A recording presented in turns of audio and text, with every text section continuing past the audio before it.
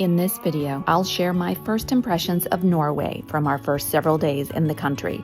We went directly from the airport into the eastern part of Norway, exploring some rural areas and towns. Stay tuned for future videos in which we will explore Oslo, Bergen, and do our version of the famous Norway in a Nutshell tour. It's a beautiful morning out here by the lake in the forest in Finnskogen.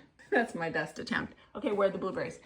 Oh, and Milena went out foraging in the forest and found these blueberries this morning. They look amazing. So we're going to be having a delicious breakfast. Here is my breakfast. It's called, what's it called, Milena?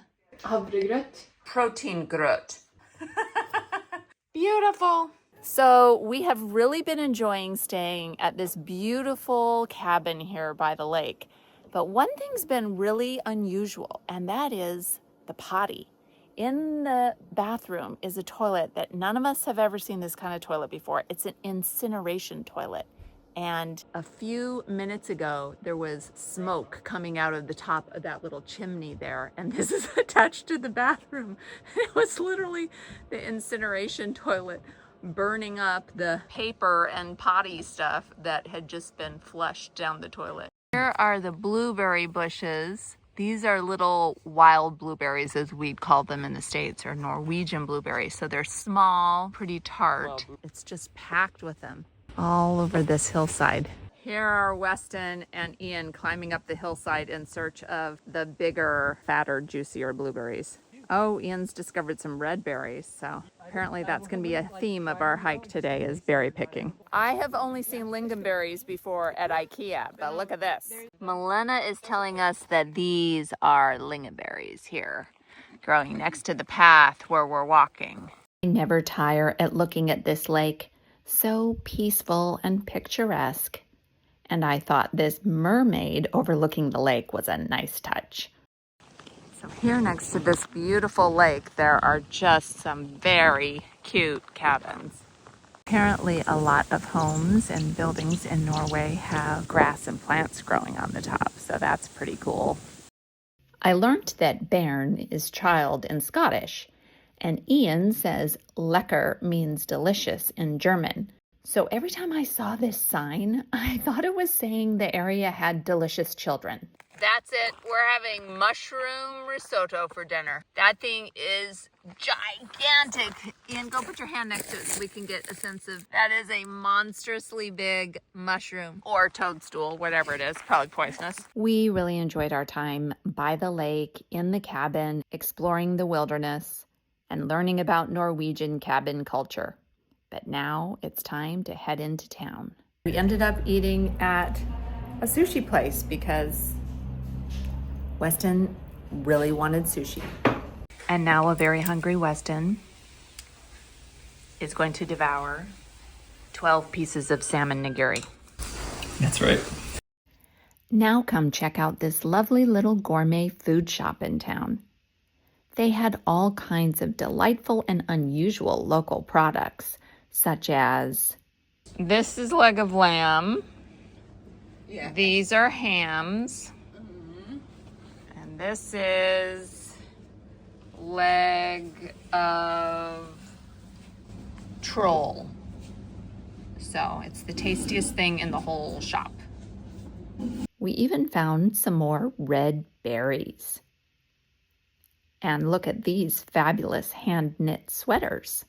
We also enjoyed some wonderful pastries and tea in their cafe area, including Milena's favorite pastries, which I think are called something like wienerbrot, but I think they look like fried eggs, or perhaps daisies. Now we are coming to check out the Kongfinger Fortress, which is up on the hill in Kongsvinger, and I'm going to show you first the view from up here because you can see across the valley. The first fortifications at Kongsvinger were built at the end of the 17th century to secure the ferry crossing across the river Glomma and the important transport route between Sweden and Christiania. Okay, the Kongsvinger Festning, which means the Kongfinger Fortress.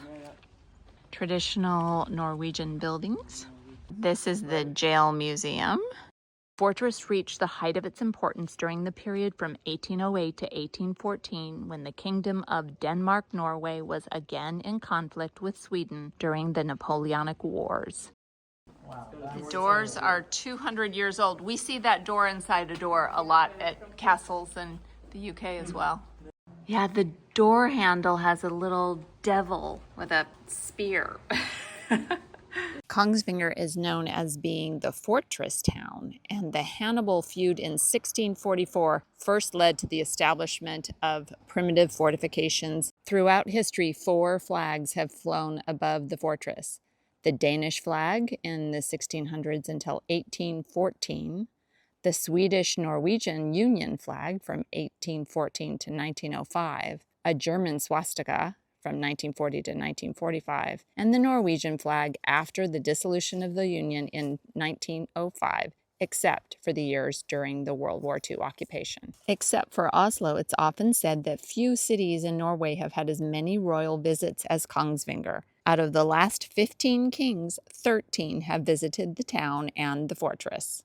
We just took a hike around the fortress here in Kongsvinger, and now Ian and I are walking around the Old Town area below where the fortress is. And one thing that we've been noticing is that on the houses, there's these tile roofs, and then along the edge of the roof line, there are these metal rails, and sometimes they go vertically up the roof line as well. I think that they have something to do with snow. So not all houses in Norway are red, but a lot of houses are a dark red color. There's a lot of really great decorative wood patterns on the houses that we're walking by. I'm seeing a lot of hearts made out of wooden branches.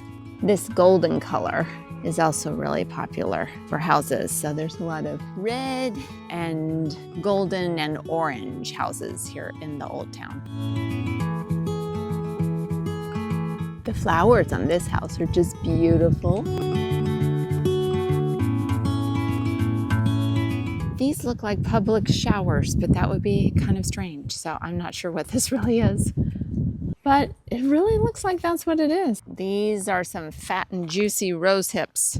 It looks like they'd make some good tea. And these are the magenta roses that go along with the rose hips. This is the Vinger Kirke, and it was built in the late 1600s. And today there is a church graveyard around it that has some of the most beautifully maintained flowers I've ever seen in a cemetery. We rented an electric car, and now we are at this public charger, and Ian is figuring out how to charge the vehicle. It's his first time ever charging a car at a public charging station, so kind of fun that it's a magenta one. My first impressions of Norway were very positive.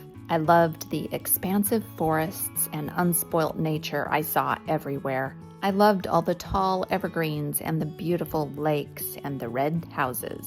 I liked that it was not too crowded, but let's see how that differs from the big cities and touristy places we go visit next. Also, I didn't get a chance to try much Norwegian food yet, so I'm looking forward to that. Now it's time to take my son and Norwegian daughter-in-law to the Oslo airport so that they can fly back to the USA, for now. And then Ian and I will head into Oslo and begin our adventures exploring the cities and fjords of Norway in our DIY option of a Norway in a nutshell tour. Thanks so much for watching this video, and do something good in the world today.